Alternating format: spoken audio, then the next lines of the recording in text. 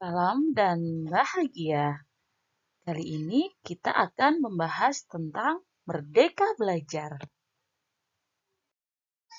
Di dalam Merdeka Belajar, kita akan belajar tentang 3 hal penting.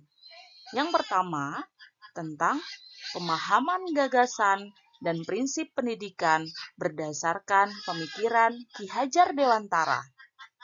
Yang kedua, pemahaman untuk memfasilitasi murid agar tumbuh sesuai dengan kodratnya. Yang ketiga, penerapan pembelajaran yang memerdekakan murid. Pemahaman gagasan dan prinsip pendidikan berdasarkan Ki Hajar Dewantara. Yang pertama, mengenali diri dan perannya sebagai pendidik. Sebagai pendidik, kita harus belajar untuk memenuhi kodrat zaman dan kodrat alam peserta didik. Apa peran saya sebagai guru? Ya, kita harus adaptif dan menyesuaikan perkembangan zaman. Ingin menjadi guru seperti apa saya? Guru yang mampu untuk menyebarkan energi positif sehingga murid senang dan terus belajar dan menjadi manusia yang manfaat. Let's try it! Mendidik dan mengajar. Mendidik menyeluruh. Guru harus bisa menuntun anak agar bisa tumbuh dan berkembang sesuai kodratnya.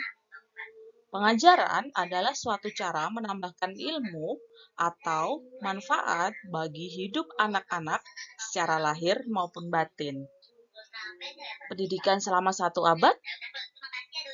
Ya, kita percaya bahwa sekolah dan pendidikan merupakan bekal untuk murid kita mengisi masa depan. Menjadi manusia secara utuh adalah manusia yang merdeka, manusia yang mengetahui kebutuhan lahir dan batinnya sendiri dan tidak tergantung pada orang lain. Mendampingi murid dengan utuh dan menyeluruh.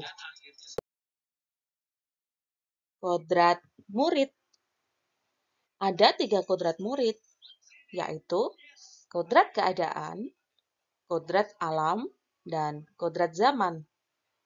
Kodrat keadaan yaitu di mana pendidikan bergerak dinamis menyesuaikan keadaan yang terus bergerak begitu cepat. Kodrat alam, guru harus memahami kodrat alam masing-masing murid dan bagaimana memberikan pengalaman-pengalaman belajar sesuai di mana murid tinggal. Kalau kodrat zaman, ya, zaman berubah. Cara mendidik dan mengajar pun menyesuaikan demi murid-murid kita.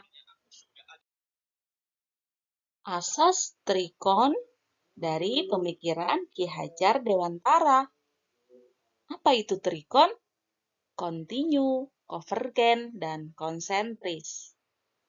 Guru dapat merancang pembelajaran yang berkelanjutan, terbuka, dan berdasarkan kebudayaan bangsa.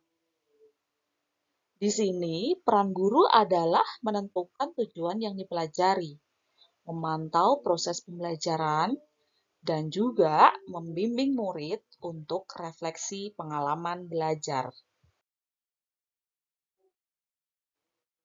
Dalam pendidikan, menurut Ki Hajar Dewantara, mendidik dan melatih kecerdasan budi pekerti.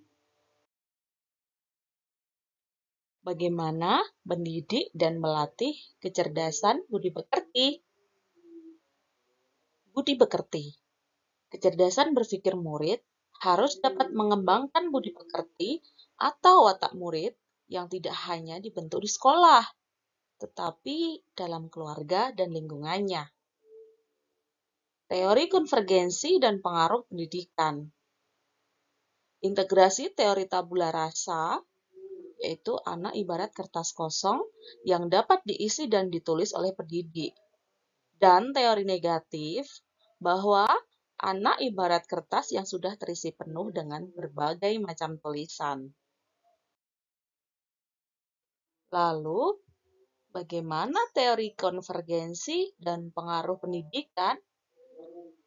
Kodrat manusia sebagai suatu kertas yang sudah terisi dengan tulisan-tulisan yang samar dan belum jelas arti dan maksudnya. Pendidik dapat menebalkan tulisan yang samar tersebut dengan tuntunan yang terbaik. Merdeka belajar adalah pendidikan yang mengantarkan keselamatan dan kebahagiaan. Merdeka belajar akan mengantarkan murid selamat dan bahagia. 1. Selamat dan bahagia. Guru tidak hanya mengajarkan materi pelajaran, tetapi mendorong murid untuk menemukan pemahaman bermakna yang relevan dengan kehidupannya. 2. Sistem Among. Di dalam sistem Among, guru memberikan contoh tentang baik dan buruk tanpa harus mengambil hak murid agar bisa tumbuh dan berkembang dalam suasana batin yang merdeka sesuai dengan dasarnya. 3. Merdeka Belajar Abad 21.